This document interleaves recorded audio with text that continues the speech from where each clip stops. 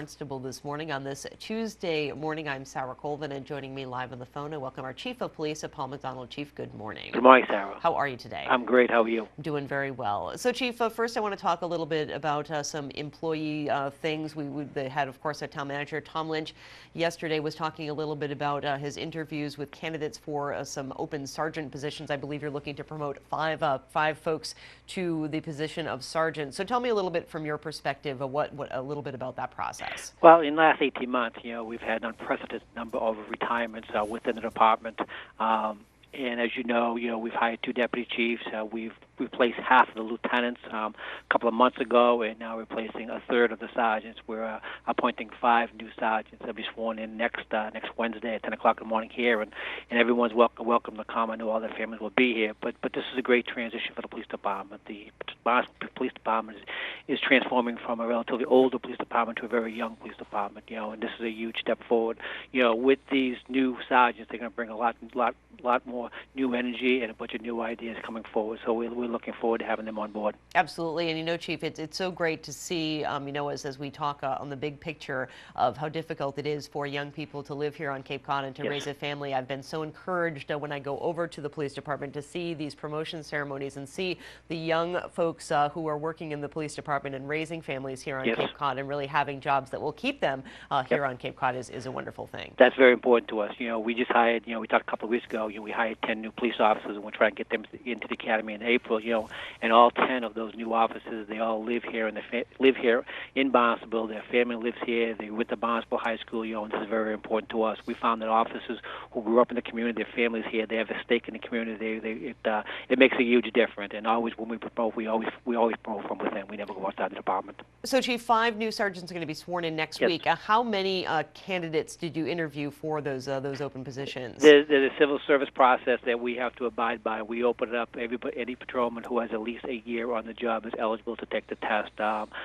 don't have the exact number of candidates who start taking the test, but I'm sure it's up to about 20 individual officers.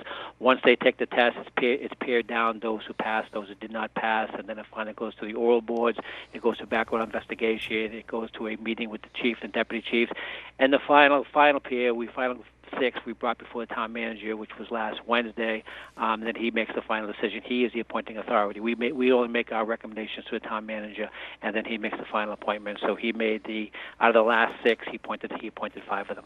Great. And the role of sergeant, is that different for each one, or is there kind of an overarching, a different role that these new folks will take on? Well, right now there are many different assignments. Jen Ellis right now, she's in CIU unit, so she will be appointed sergeant. Hopefully she will take over that unit.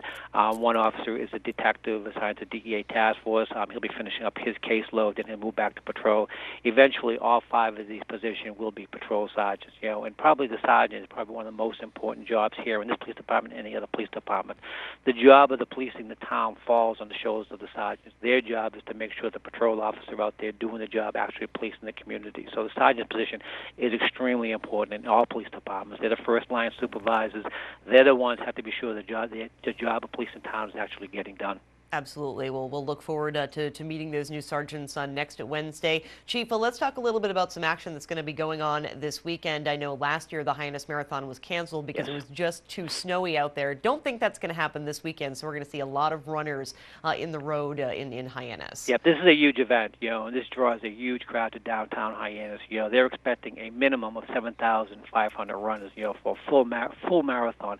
And there are actually 3 races run that day. It's a full marathon, a half marathon, then a full marathon relay. So they're expecting somewhere between 75 and 8,000 runners. And this is a huge event to downtown Hyannis. It's such a shot in the arm economically, because they all come down, they all have to eat here, they all have to stay here. Some bring their families down, some stay for the weekend. But I also know there's a huge inconvenience for the residents down here, because of where the course is. The course starts on Scudder Avenue in front of the conference center, goes down South Street, all goes through Hyannisport, down through Centerville, and particularly in Centerville, around the 4 corners, down through Austinville, up Bay Lane, across through Fuller Road, down through Pine Street, Strawberry Hill Road. It gets very, very congested there. So we are looking to maybe shut down some roads and divert traffic around there. But I hope people will please be patient with us. The race starts at 10 o'clock. If you usually go to the 10 o'clock Mass on at Our Lady of Victory, maybe perhaps you can go to an earlier Mass or a later Mass, because it is going to be gridlocked down through there. And that's taking place this Sunday, correct, Chief? This Sunday, the 28th, the race kicks off promptly at 10 o'clock from Scudder Avenue. The bulk of the race should be done by 1:30, but we do expect it'll probably go till 4 or 5 o'clock in the afternoon for the slower runners. But there's going to be a lot of people on the street. We're just asking everybody, just be careful and be patient. There'll be a number of police officers out there to help everyone reroute around the detours, hopefully get everybody where they want to go to. But this is such an important event for the town. It's such an economic shot in the arm for us. We need this. Absolutely. And I think, too, for the runners, it's one of the last qualifying races. Correct. If you want to get into the Boston Marathon. That's absolutely right. This is the last qualifying event for the Boston Marathon. You have to qualify. You just can't run the Boston Marathon. You have to qualify to run it, and this is the last qualifying event for it. So that's why there's such a huge turnout. Great. Well, Chief, certainly we'll keep an eye on that. And again, did you mention that there will be road closures, or you might make that decision a day of, depending on the congestion? We're going to make that decision the day of the event.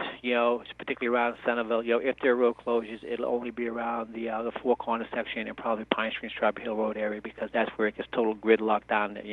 These people are running for their time. It's not like we can stop the runners, because, like we say, they're trying to qualify for the marathon, so we can't stop the runners, let the cars through. So we have to give the runners the right of way. So, and people, and I get it. Being stuck in traffic, that's the worst thing in the world. But which we will have a reverse 911 call go out to the residents probably Thursday or Friday, and let everybody know what's happening. We're going to put the electronic signboards up, giving everybody heads up, much heads up as we possibly can. That these roads are going to be closed, or they will be gridlocked. Expect delays, and hopefully use another route.